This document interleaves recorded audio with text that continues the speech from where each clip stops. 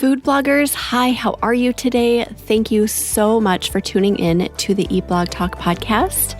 This is the place for food bloggers to get information and inspiration to accelerate your blog's growth and ultimately help you to achieve your freedom, whether that's financial, personal, or professional. I'm Megan Porta. I have been a food blogger for 13 years, so I understand how isolating food blogging can be. I'm on a mission to motivate, inspire, and most importantly, let each and every food blogger, including you, know that you are heard and supported.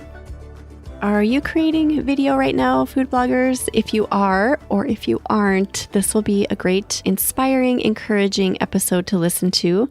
Liz Capozzoli from Owl Bee Baking joins me in the episode, and she talks about making recipe videos and how to make it not so daunting, how to get started, what equipment you need, it's not very much, and other encouraging words that will get you going through the process.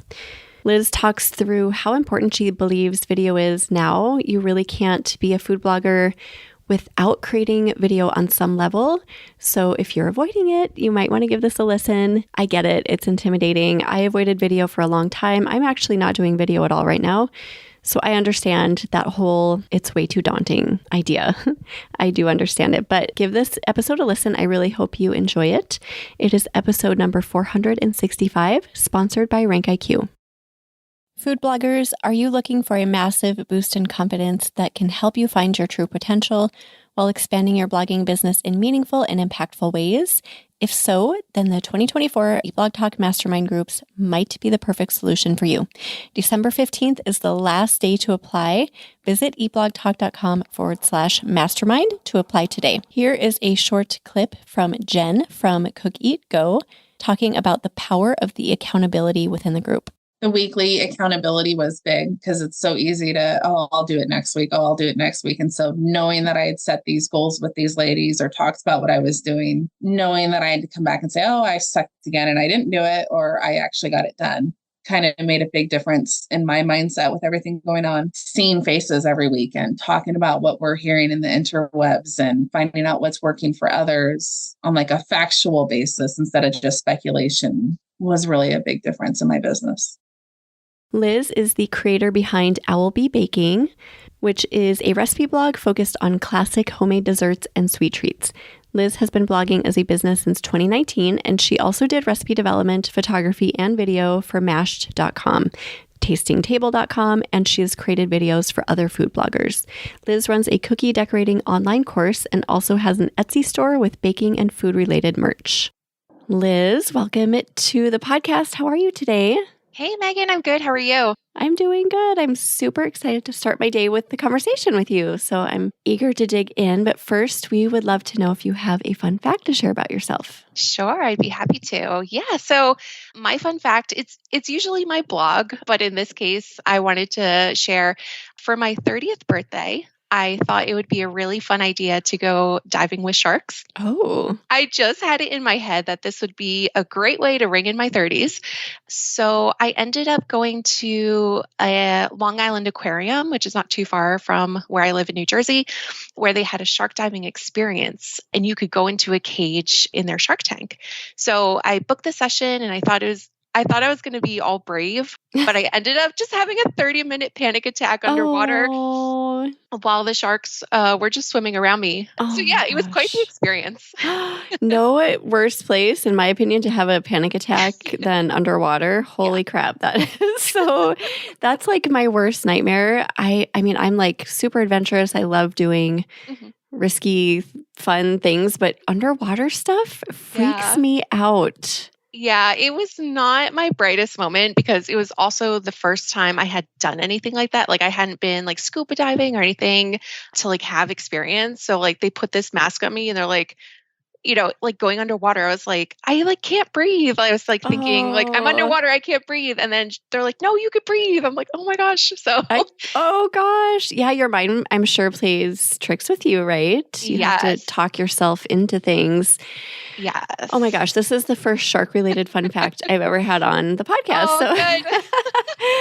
Oh my goodness. You're so brave. So do you feel like you carried, I don't know, a morsel of bravery away from that experience? I did. Yeah. I was very happy to have it be over for Yeah. sure. But then after the fact, like looking back, I'm like, hey, I did that. And it was just like pretty cool. Yeah. I kind of like, as I go through life, I'm like, hey, I'll try anything like just once, So I'm like, I might not go shark diving again, but hey, at Yeah. least, I can say I've done it. So Oh my gosh. Yeah. Yeah. You can have one up on most people by saying that. So nice. exactly. Love it. Yeah. Okay. We're going to talk about videography today. And you have really gotten into videography for your blog. But to kind of frame this, do you want to tell us a little bit about your blog? Sure. Yeah, I'd be happy to. So my blog is albebaking.com. And among my friends and family, I'm always known as like Liz the baker. Everyone knows I love baking and it's a massive passion of mine. And I'm always baking and delivering treats to people and taking care of all the desserts for bridal showers, baby showers, holidays, things like that. So in January of 2016, I had just gotten married a few months prior, and I was like, okay, now that I'm not filling my days with wedding planning, what do I do? And I remember the moment where I was on my laptop looking at my recipe blog, and my husband says, you should do that. You should start a website and share your recipes. And I thought to myself, hey, that'd be pretty neat. I think I could do that. So that's how I'll Be Baking came to be. And the reason for the name is also because I love owls. I think they're just really cool birds and I adore them.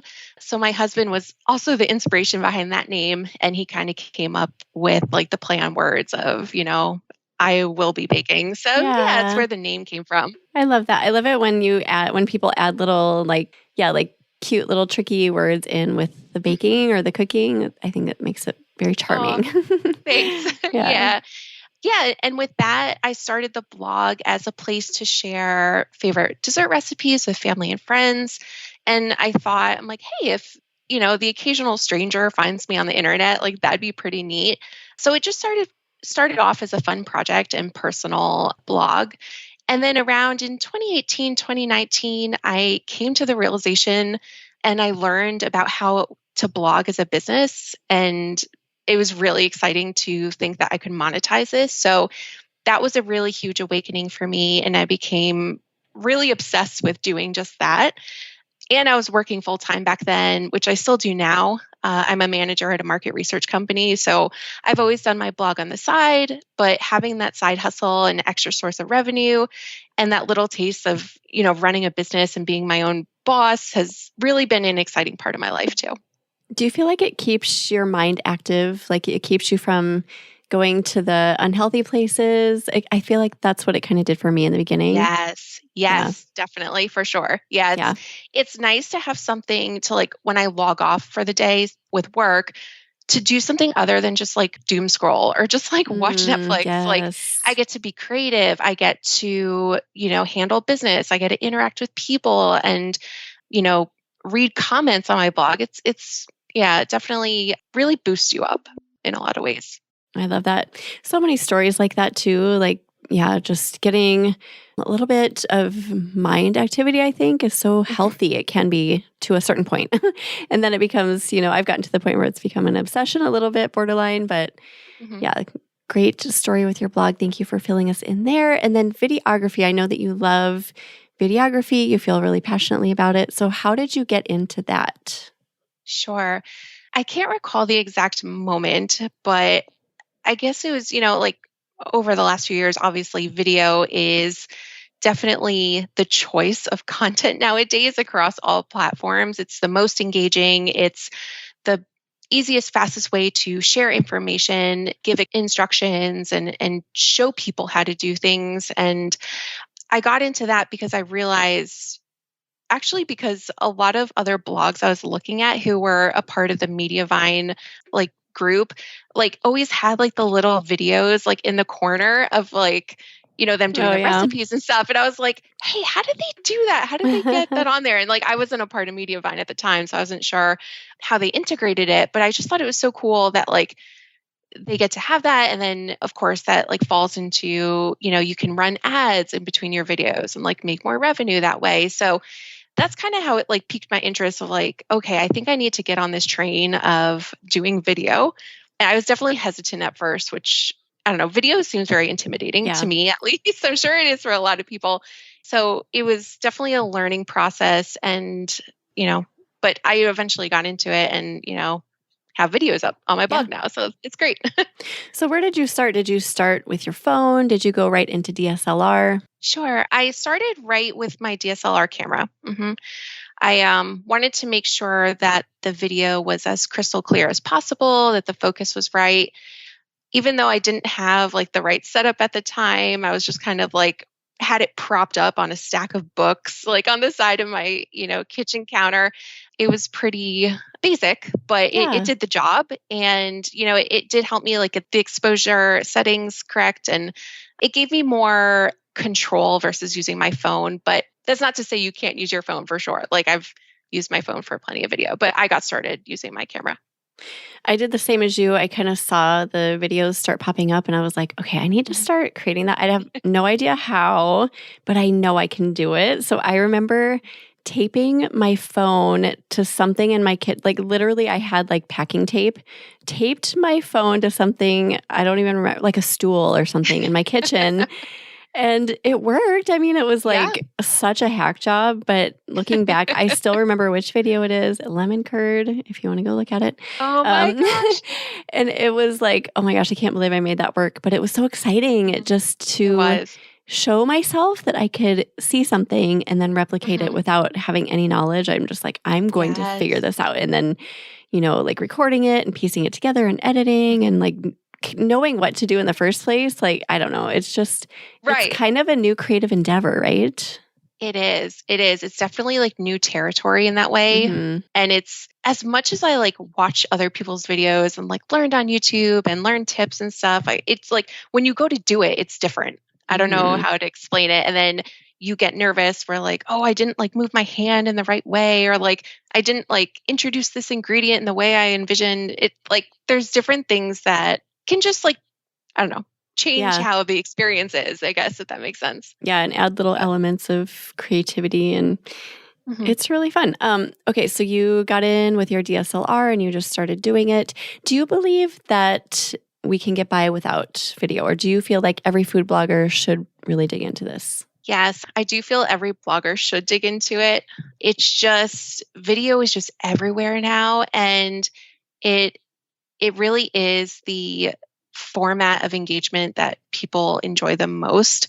And I have found I get more, comments with the video and just people talking about it and looking at them. And the great way too is you can broaden your audiences through video. So if you're siloed just into, text and photos on your blog, that's not going to translate to YouTube. So it's like once you start doing that video, you can use it on your blog. You could throw it up on YouTube. You can do TikTok, Instagram Reels, and like it just builds your engagement in an exponential way that you can't just do with photos. Yeah. So it's in my opinion very essential for today's blogger and any content creator these days. If somebody is feeling really intimidated by this, and I understand because I've been there and I've honestly, like 13 years in, I'm still intimidated by it. I don't like, ugh. Same.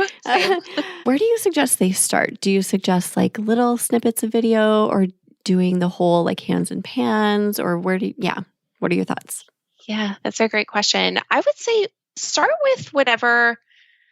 This might sound intimidating. I'm not trying to make it sound that way, but like start with a style that just inspires you. So for me, it was like the top-down videos where like, hands and pans kind of thing, where you're just moving your hands, mixing things and stuff like that. To me, that's the most introductory way to start because you also don't have to worry about talking or like showing your face, which can add another layer of stress if, that kind of stuff intimidates you.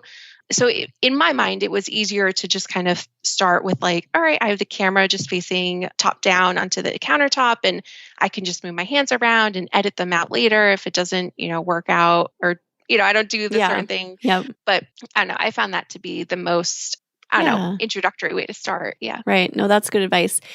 Because some people are so natural on camera and I can see them wanting to just like immediately get themselves on camera. But if you don't feel that way, then maybe it is hands and pans, or maybe it's just piecing together little snippet clips of your process or whatever. Yeah. So kind of, there's no really one answer for everyone. true. It's kind of a customized. Yeah.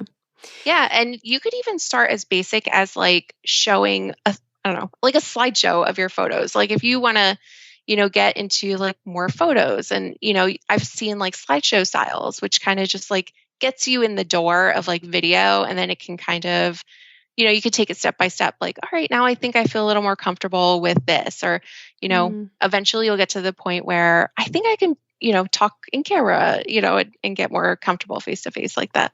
Yeah. Love that. Okay. So talk about other pieces of equipment. What do people need, just bare bones, to get started? Sure. I would say definitely like a tripod of some kind that you can put on like the countertop. That's been a really handy tool for me because it allows you to move the arm to like do top-down style videos. You can angle the arm to do like a side video showing your hands and moving ingredients and mixing bowls and stuff. And it has I recommend one that like has a phone attachment if you want to use phone. And then it also has a clamp I can, put my DSLR camera on. So something like that is a really good piece of equipment to just get started. If you want to take it up a level, I would say the other thing that's helped me a lot is having continuous lighting. So with working full time, it's hard for me to do stuff on late nights and weekends. So filming near like a window can be tough. And then also tying into that, since like filming video can take a little longer, you can lose daylight easily in that way. So having like lighting, and then just some kind of like tabletop tripod arm thing that you can move around easily is a great tool to have. So really, that's not much. And do you recommend anything else? Like just lighting and a tripod and a camera of some sort, and that's where you start. And I mean, really, like you could use the sun. I used the sun for many years. I never used artificial lighting. And like you said, it is kind of a pain because nights and weekends are difficult, but we just made it work. So you can do that. I think personally, tell me what you think, but I think you can start there if you need to. Absolutely. Yeah. And I did for a couple of years as well. Yeah. Yeah. It is hard though, because like the sun or the clouds will cover the sun, and then it's like the whole scene just changes, and then you have to you have to adjust. And it's hard. And like when it happens, like with photography, you can kind of get by because like, it's like, oh, maybe this cloud will pass. But with video, it's there. Like you have a lot less control with it. So it's tough. Right. Okay. So aside from equipment, talk about editing. So what do you need basics for editing? Sure. Yeah. So any editing program will do. The most important aspects to editing that I found is being able to clip out, any dead space or mistakes or anything you don't want in the video. Like any program that will just allow you to clip the video for desired length and keeping the scenes going, like moving at a nice pace, not having too many long pauses or anything like that is very important. I personally use a program called Filmora. So I found that just to be like very easy to use. Like I'm not very techy. So like the Adobe program kind of scares me a little bit, but I know like a lot of people have also used like iMovie, like with their Macs, but yeah, any basic editing program. And I know there's a lot of free ones out there too. Yeah. All right. So editing, do you find editing to be easy to learn? What are your thoughts on that? It could be a bit of a learning curve. I would say the things that helped me get through it was just like, you obviously have to familiarize yourself with the program you're using. As with anything, we have to learn WordPress and Lightroom and all these different programs. But yeah, it seems pretty, easy once you get into it, and just understanding like where to clip, like I said, like keeping the dead space out to just keep the video moving and engaging is really helpful. And there's other things you can do too. Like once you get more fancy with like, broadening with like transitions and stuff like that, doing like fancy, like, transitions with your hands and scenes and stuff like that, you can, you eventually learn to, kind of figure out how those, how to edit those clips and stuff. Yeah. Time, right? You just have to invest that time and just keep learning. And that's the only way to get better. I have a question about just your process. So I know like those times when I've just kind of done it on the fly and gone in like, oh my gosh, this is a mess. Like I didn't think through that. Do you have any way to think through the process of video beforehand? It's an excellent question. I did that for many years too. I just kind of like, oh, I'm doing video now. And I just kind of flew by the seat of my pants. But I eventually learned to organize myself a little better. What I typically do now is I have just a basic worksheet, template that I keep on my computer, and I print it out, or, you could write it down on a piece of paper, or just thinking through the scenes you want to show or highlight in the video. And you really want to tie that back to the recipe you're making to really show off, the important parts of the scene, the steps of the recipe that you want people to really see, to understand, and how to do. So you really have to sit down and think about okay, I'm making, this lemon meringue pie. And it's you really want to show off that meringue, getting placed on the pie, and, make it look very luscious and nice. Start to plan out those scenes to really have the most impact on your video, and then, end up with the result that you're looking for. Food bloggers, are you wanting to tap into additional revenue and improve your site experience for users? Chicory might be a great solution for you. Chicory is a leading monetization platform for food bloggers, enabling you to integrate highly relevant, shoppable ads into your recipe content and earn revenue from top CPG brands. Chicory's hyper-contextual ads and shoppable technology will help you improve your site experience and engagement, allowing your readers to go from inspiration to checkout in just a few clicks. Enjoy easy installation and ongoing access to the Chicory team at zero cost to you. Chicory makes it easy to track your earnings, optimize your blog content using recipe insights, and connect with its team. Plus, with integrations with leading ad networks such as Mediavine and 60+ retailers, Chicory makes it so simple to get started earning revenue today. Head to eatblogtalk.com/resources and click the Chicory link to get started. Scroll down to the Chicory logo, click the button that says Learn More About Chicory, or you can go to chicory.co/foodbloggers to learn more and sign up. That's chicory.co/foodbloggers. I had a videographer come to my house for a couple of years. It was so nice because video is not my favorite thing. I mean, I love the creativity involved, but I just never made the time for it. So she would come over and we would just film all day, and then she would take the footage and edit it and produce final videos and all of that. But one of the things she did that I loved, and it was something that I never would have thought of myself, she used to create storyboards. So she'd come over with all of these scenes that she felt I'd give her the recipes beforehand, obviously, and she would create write sketches of the scenes. Okay, we need your hands here, and then maybe we should do this.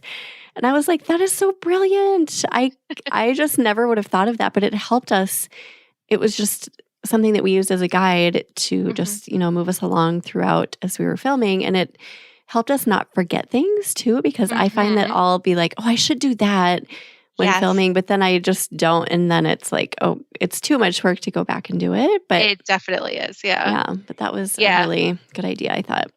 Yeah, it is a good idea. I didn't start creating that storyboard kind of template that I do until I did do work for an online publication on the side, and they required photos and videos, and they had a very specific list of shots that they wanted for each recipe. Oh, yeah. So I was like, oh no, I better really, make sure I'm organized, because to your point, to redo everything is just an exhausting thought. Yeah. So that kind of got my, head in the right space of okay, make sure you plan this out, it just keeps the peace for everything. And then, you feel much better in the end too. Right. So even if it's just a Word doc or something, writing out, or she did just little sketches just having something as a guide, because you don't want to have to go redo that, because it's like an ordeal, right? To get set up and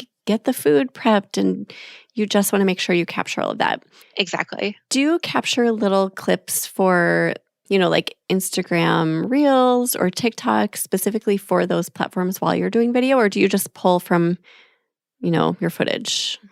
Great question. Yeah, I typically pull from my footage. So to avoid having to switch between like my camera and my phone, like during filming, or change the position of my camera during filming, I tend to just shoot everything in like 16:9 format, and I leave a lot of negative space outside of like the area I'm working in. So I know like basically what that does is like it allows for me to like go back into Filmora and like crop out like that dead space, and then I can like format it into Instagram Reels format, and the vertical formats for phone and stuff like that, and then I create like a separate file for each social media type that I want to do, and I cut the whole video into like the amount of time that I needed to too. So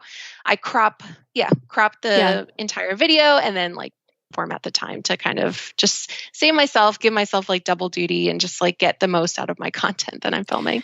Yeah, that's smart and efficient, and it does require that kind of forethought like we were talking about, but it will save you so much time if you've just got it there and all you have to do is a little bit of cropping.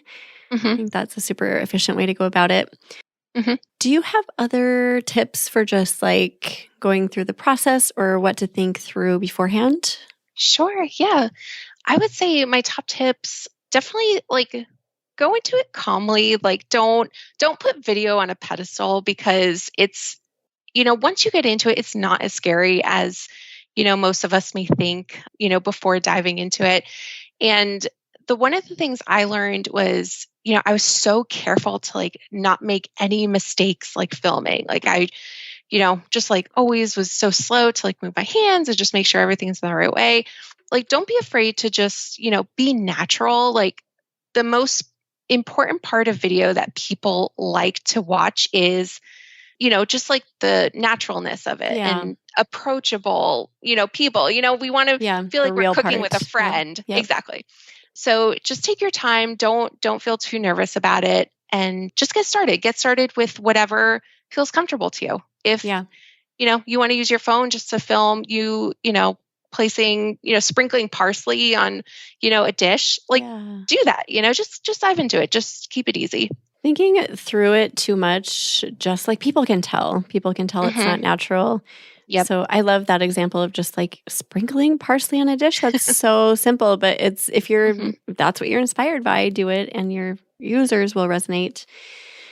Okay, what else do people need to know? Anything else we're missing just for like setup or lighting tips, prep, food prep? Do you have anything with food prep, like getting everything set up? Yes. So I food prep everything. I put every ingredient into its own bowl before I get started. So with my style of video, I usually have like my mixing bowl in the center, and then I just like come in with my hand on the one side and just dump the ingredients in one by one. And for that to happen, I need the ingredients all separated into their own bowl. So I invested just like, I don't know, $15, $20 on Amazon. And I bought like a ton of like little glass bowls, because it's like, baking powder needs to be in its own bowl, and, salt needs to be in its own bowl. So it really, adds to like the animations of the video and like showing what ingredients go into it. So when I'm filming, I do have my office, like usually on my desk, and countertop like is usually covered in bowls, because some of the recipes obviously like, have a lot of ingredients, and it's just like it can get a little out of hand, but it really, really helps to just have everything there in front of you, so you're not running back and forth to the kitchen, and you have your video on recording, and it causes like a little extra stress. So definitely just prepare, do your storyboard, do your bowl prep, have everything ready for you. Yeah. It is a pain, but you will be happy to have that prep instead of like, oh crap, I missed an ingredient. Have to go back and do that. Okay, these are really good little tips for people. Just, anyone just getting started or anyone who maybe is doing it but just needs a little bit of extra encouragement. How long do you spend for each video and how many recipes? Like, do you create video for every recipe? I try to. Sometimes it doesn't work out perfectly with my schedule, but I will go back and add video later if I need to, which is totally fine. So I try to create one for each recipe. I would say it takes me, depending on the recipe, of course, just speaking to maybe chocolate chip cookies, for example, something like that might take me an hour to film the mixing part and the dough and, placing the dough on the baking sheet. And then I will film after the cookies are baked. I will also go ahead and film a little intro outro scene where I have the cookies, nicely styled on a platter with little, linens next to it and cups, a cup of milk or something. So I will kind of stylize a scene at the end, and I'll use that as both my intro and outro for that video too. So, that might take an extra hour to film because it's a little more stylized and I want it to be specific. I might break the cookie apart and show the melted chocolate and, kind of add a little style to it too. Yeah, and you recommend doing videos for every recipe. What if that seems very overwhelming, I think, for a lot of people? How necessary is that, do you think? Sure. I would say, it's not totally necessary for every recipe. I'd say start with, we're in this business to help people with recipes learn how to cook. So if there's a recipe that you get a lot of questions on, or, it might be a little hard to always translate in the instructions, how to make it, start with those recipes, start with the harder ones or ones you get a lot of feedback on or questions, and, start there. Okay. And then, you can build it out over time. Like I said, it's always easy to just go in and add video later, whether you're adding it to your Mediavine player or you're just embedding a YouTube clip. You can always add that back in your post. Yeah. One last question I just thought of. How do you deal with styling kind of on the fly? Do you style your videos like you do your photography? And then, also, do you do photos at the same time or do you take your process shots from your video? That was 2 questions. Sorry. Sure. That's okay. So I style my top-down videos very basic because I said, I kind of have that dead space around it. So I don't put a lot of props or anything around the top-down footage, but I will do that for the intro outro. So not much styling goes into that part otherwise. And then for photos, yes. So I try to do the photos in between takes of the video. I just find that's, I have everything out, I'm working on it, it's easier. So what I'll do is I have my camera overhead on a C-stand. So I'll be recording, and then when I'm done with that step, I might, I'll turn the recorder off and then I'll, refocus the camera and take a photo. So I'll do that, get the mixing bowl, and then I'll do that intermittently between the steps of the video. And then when I'm filming the outro and intro with the stylized photos, I'll film it first and then rearrange stuff to start doing photos. And I'll just go right into my photo shoot for the final blog images. Okay. Yeah. I have heard people doing it different ways. So I like the way you do it. That's kind of what I did too when I was doing video. But I've also heard people simplifying a little bit and just grabbing clips from their video. What do you think about that for process shots? Sure. That's a great choice too. I've definitely done that in my day. The one thing I have found, it can be tricky sometimes to get at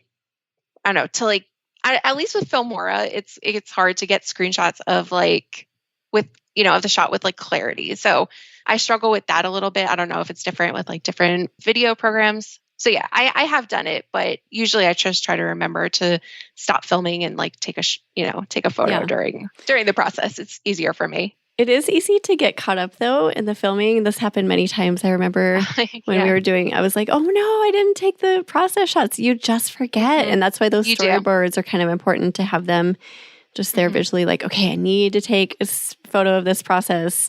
But yeah, I think whatever process you you land on, you just kind of get in a groove with it.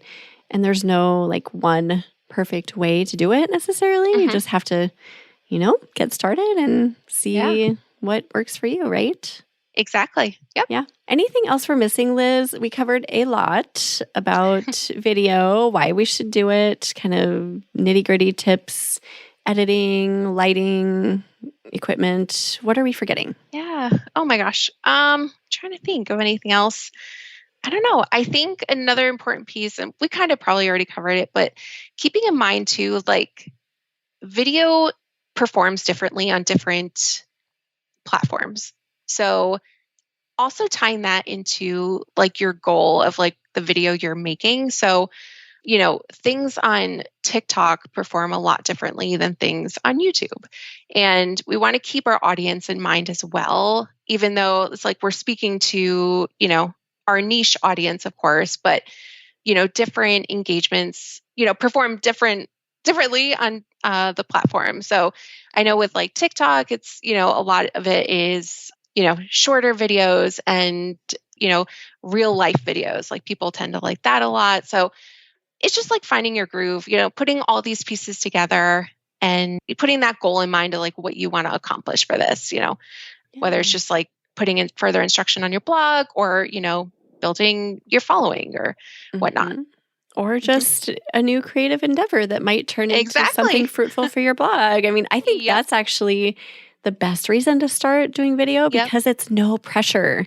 You're not doing it like I have to please these people. They're waiting for me. They're expecting this perfect video. It's just for you. And that's like the goal right there when you do stuff for yourself. So I love that. Yeah.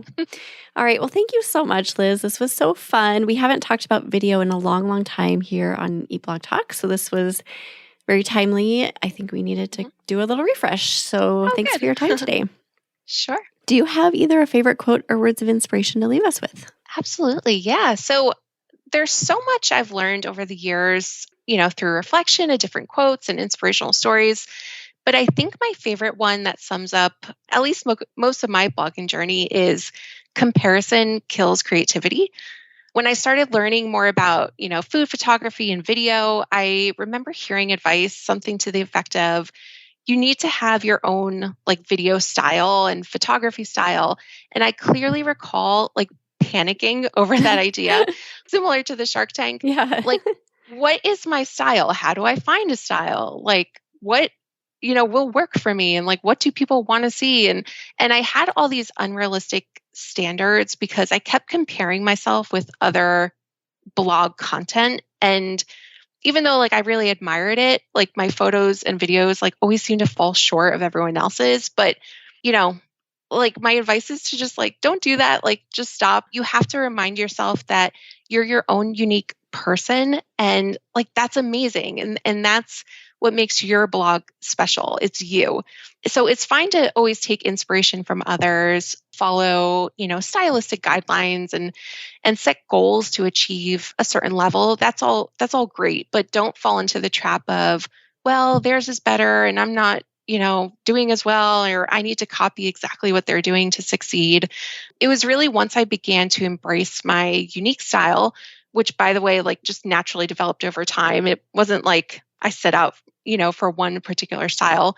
That's when my blog really took off and allowed me to have the breathing room to, let my creativity flourish, knowing that I could just be myself versus having to copy someone else.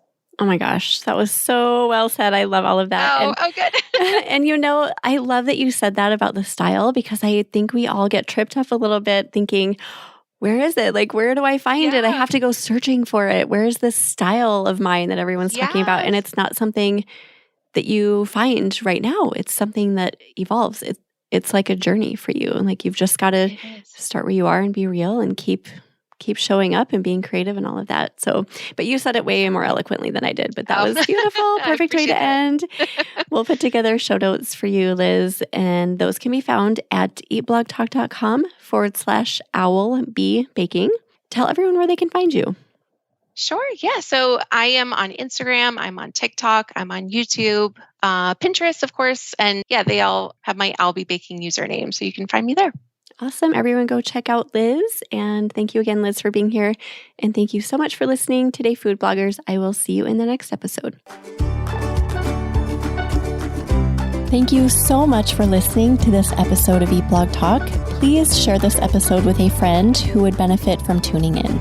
I will see you next time.